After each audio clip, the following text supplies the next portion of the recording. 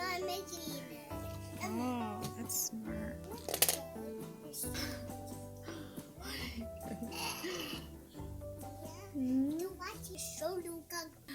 Good morning.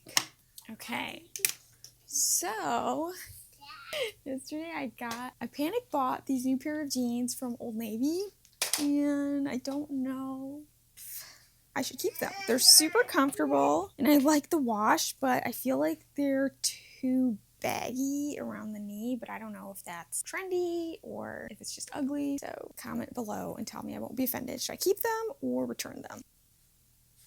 Maybe I need to roll them up. I don't know. They still have the tag on, but what do you think, Primrose? Hi, little Daisy. All she wants to do all day is just stand at the window and have me hold her.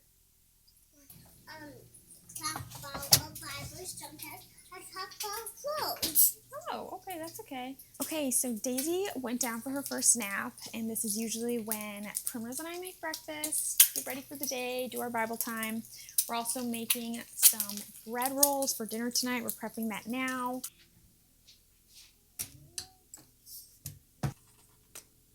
For bread because it's How's breakfast? good. Yeah, we just made simple fried eggs with toast. So simple, but so good. So usually after breakfast, Daisy wakes up and then usually we get ready and go someplace, but it's just so cold. It has been so cold that I really don't feel like going anywhere. So we're just gonna have a cozy day at home. We do books in the Bible. No way.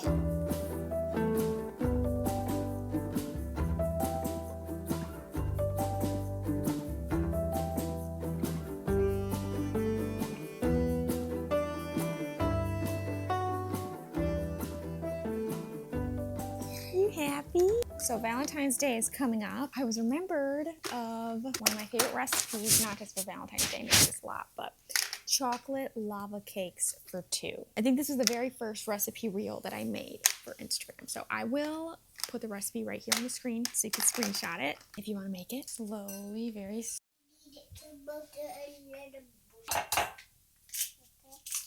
Now we are putting water. This. Can't even see because of your big head. Okay. It's very hot. Okay, so now we're going to make a homemade whipped cream to top the lava cakes with, which is just heavy whipping cream and then your sweetener of choice. I just use maple syrup, just honestly like a tablespoon for like a cup of heavy whipping cream. I'm gonna do something a little special and add some mascarpone cheese or cream, no cheese, mascarpone cheese, just like a tablespoon. It kind of stiffens it up and gives it this more, I don't know what you call it, almost like a European, like cheesy-ish flavor. I don't know. It has a little complexity to it. It's super good. It's kind of like tiramisu. That's the same cheese that's in the tiramisu cream. And then we Want to show the whipped cream, Primrose? This is so good. I love it and eat it. So this is what you kind of want it to look like. So good. Just got changed in sweatpants and I'm trying to do a little workout while we wait for the lava cakes. And we'll see if Daisy will be okay because she's at the stage where she wants me to constantly be helping her stand and walk. I don't know if you could see her. Woo! Here. One, two. Ooh. But I made with the chocolate. You want to taste it? Oh my goodness. Okay, Daisy's over here enjoying some oats. Do you like it? That is delicious. That is delicious. That is so good.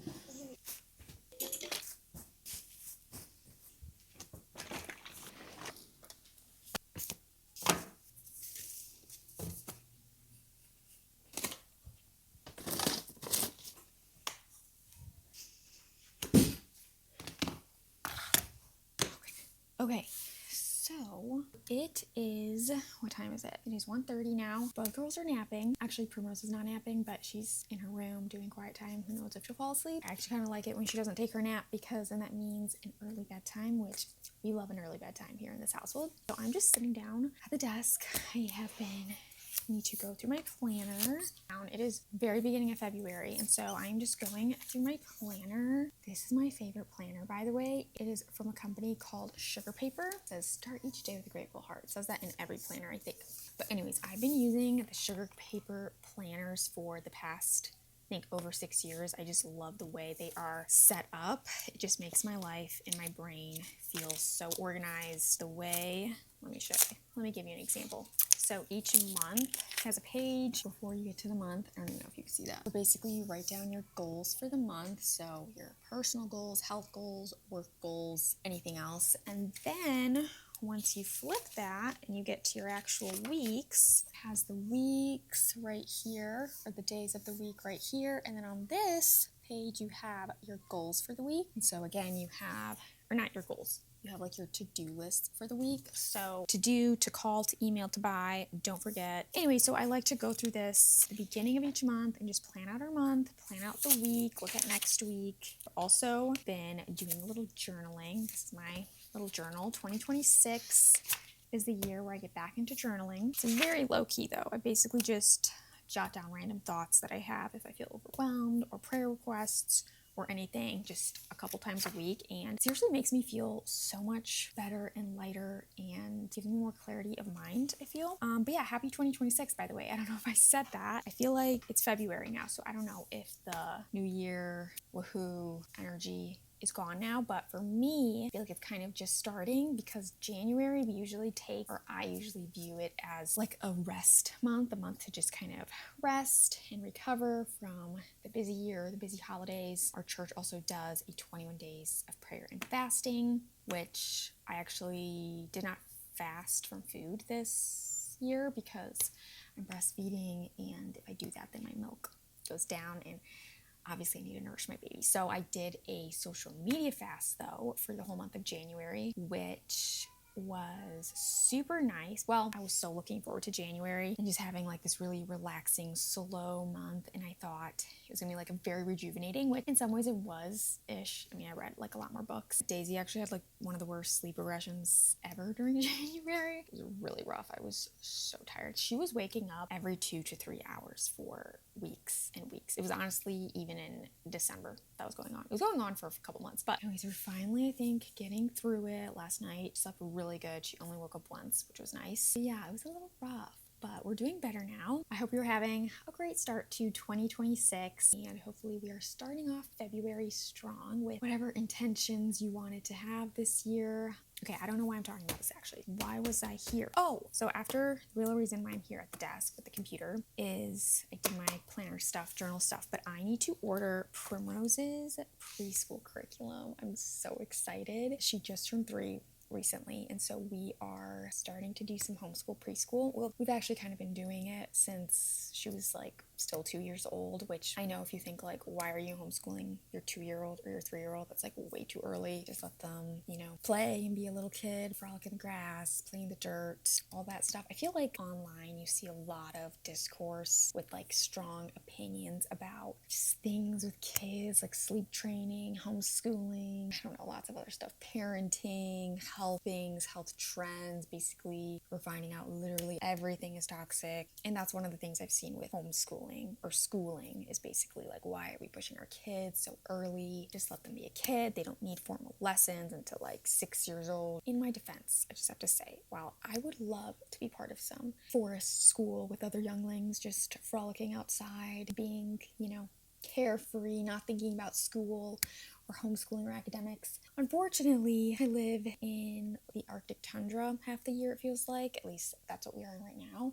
And so we're inside a lot. It's just us inside almost every day. I try to get out of the house, but it's still pretty cold and there's not much to do here. And so that is kind of why I started looking into preschool stuff. When I say preschool or homeschooling, it's very relaxed. It's very fun. Yeah, so Primrose is a very active child, physically and mentally. It's like a busy working girl. She needs to be like working on stuff or learning new things. She loves to learn. And so I have been exploring this little homeschool world, preschool world, and kind of DIYing things. And now I think I'm going to finally be a little bit more official. But anyways, I need to order some stuff, print some stuff off. Also, I have to say I've been reading this book. Let me get it. A little bit more on that education philosophy I was telling you about. I've been reading The Well-Trained Mind by Susan Wise Baur, a guide to classical education at home. I highly recommend this book if you're looking into homeschooling and you feel maybe overwhelmed or you don't know how to approach it.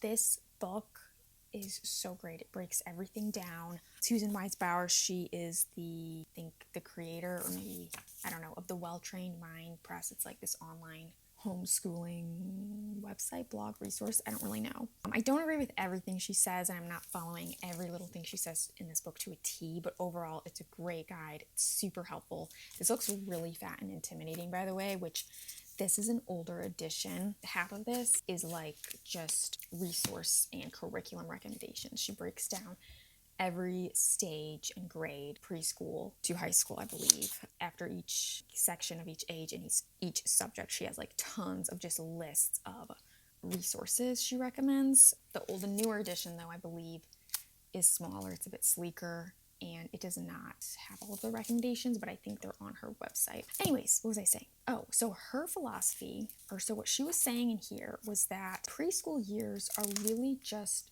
birth to year 3 years old. And during that time of preschool, it's really just exposure to your child of letters, lots of reading together out loud, learning through our hands and through play, going outside or going on a walk or baking or counting, things of that nature. And then she says ages 4 and 5 are the kindergarten years. And she really talks about how the importance of just teaching your child to read as kind of the first priority, because once they can read, they can learn so many other things. Anyways, it's really good. I love what she has to say in here. Also, since having Daisy, I've tried to find different ways throughout my day, or at least once during the day, where I can really connect with Primrose and do something with just her one-on-one. And so this little homeschooling thing has been a great way to do that.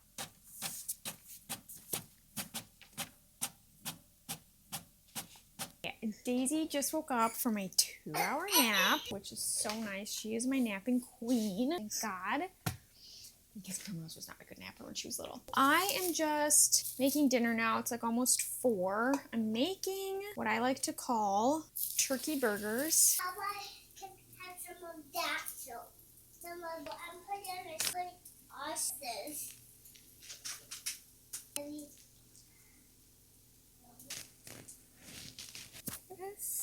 It's made. Woo, that is bright. So I have these homemade buns, which I've shared this recipe before. It's so good. It's just a very simple, basic bread loaf recipe, except I just roll them into little rolls or buns or whatever you call them. I'll link the recipe below. And then I just have ground turkey that I rinsed and I mixed with 1 egg, a tablespoon of oil, salt, pepper, then whatever seasoning you want. So like garlic powder, paprika, parsley I put in here, and then you fry them, and then I put cheese, mayo, and I don't have lettuce or tomato, which is a bummer because lettuce and tomato would be so good on this, but I put some fresh bell peppers and chives.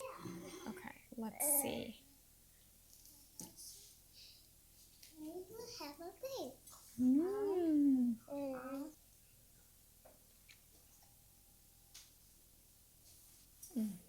So good.